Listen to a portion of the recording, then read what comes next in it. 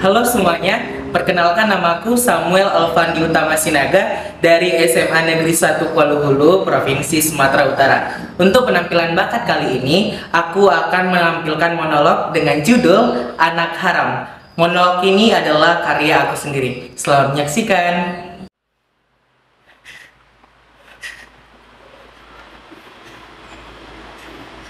Mengapa hidupku penuh dengan penderitaan?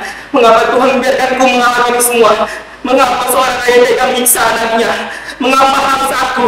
Sungguh, apakah aku yang mengalami ini semua? Hidupku penuh dengan penderitaan, dendam dan kebencian. Lalu mengapa Tuhan tidak membiarkanku kembali ke pangkuannya? Apakah aku tak layak untuk dicintai?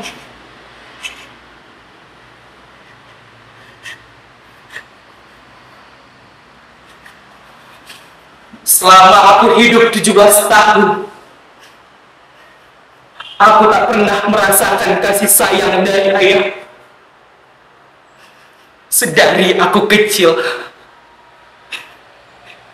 ayah hanya akan selalu menyiksaku tanpa belas kasihan. Tapi sekarang, hal itu menjadi biasa saja bagiku. Karena aku tahu dan sadar bahwa hanya ada kebencian dan kekerasan yang selalu memasuki ayahku. Ayahku tak akan pernah suka kepadaku karena aku adalah anak di luar nikah. Benar, ayah terpaksa menikah dengan ibuku untuk bertanggung jawabannya. Oleh karena itu, tak pernah ada rasa cinta di antara pernikahan mereka berdua. Sejak dahulu, ayah suka menyiksa dan memukuli ibuku.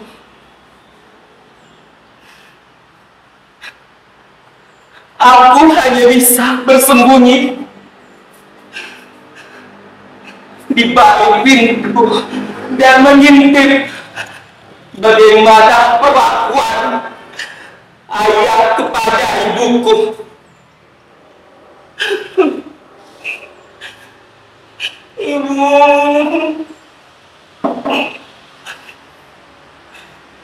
setiap hari aku selalu mendengar tangisan dan jeritan kesakitan oleh ibuku. Tetapi aku mengalami ini semua. Aku juga ingin ketenangan. Aku juga ingin mengakhiri semuanya. Tetapi aku tak mempunyai keberanian. Bahkan penderitaanku tak hanya sampai di sini. Saat bersekolah, aku selalu mengalami perundungan.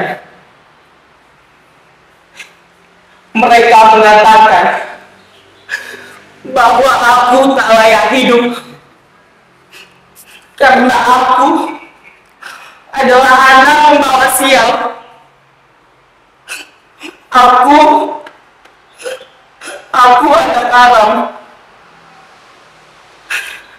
Aku tak mempunyai teman ataupun pacar karena semua orang jijik berdekatan denganku. Sekarang semua tempat adalah neraka bagiku.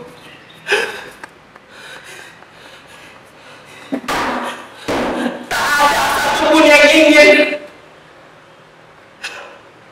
aku berada di dunia ini. Lalu Tuhan, mengapa aku terlahir ke dunia ini? Mengapa harus aku yang mengalami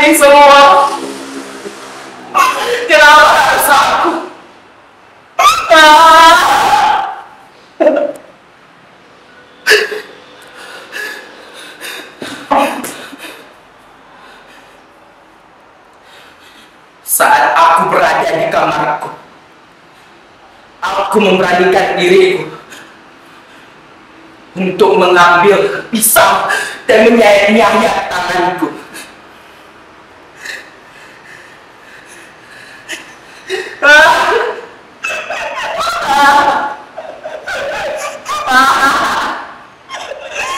Sakit ini tak akan sebanding dengan sakit yang selama ini kuderita.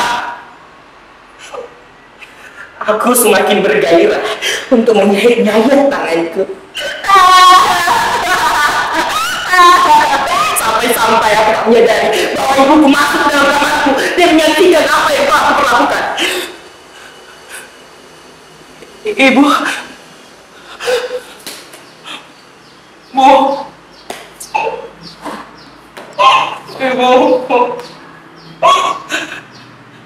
ibuku memelukku.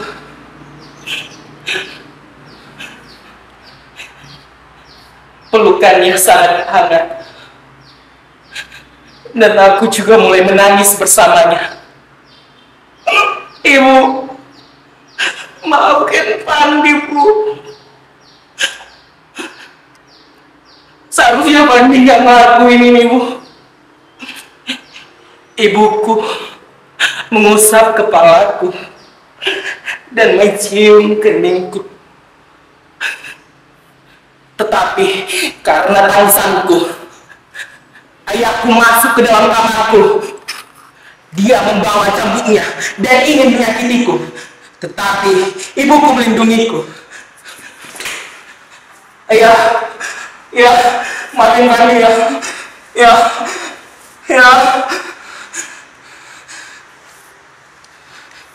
Ayah menyeret ibuku dengan paksa.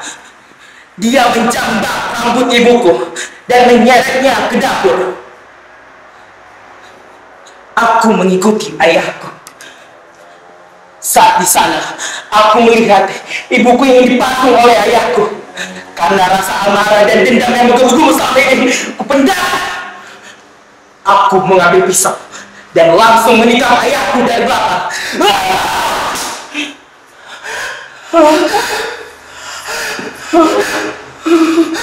Tidak, ayah bangun ya. Ayahku tidak bernafas lagi. Dia telah mati di tanganku.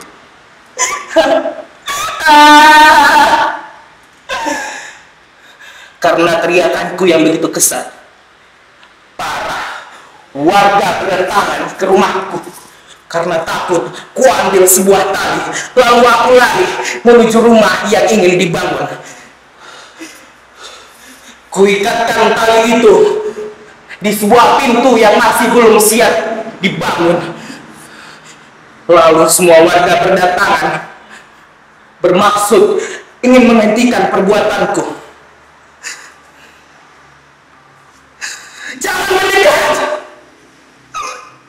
Kalian jangan mendekat. Tak perlu kalian menolongku. Di mana selama ini kalian di saat aku mengalami kekerasan? Di mana belas kasihan kalian ketika melihat luka-lukaku? Tak perlu menolongku. Lebih baik aku mati di tanganku sendiri daripada aku mati membusuk di penjara.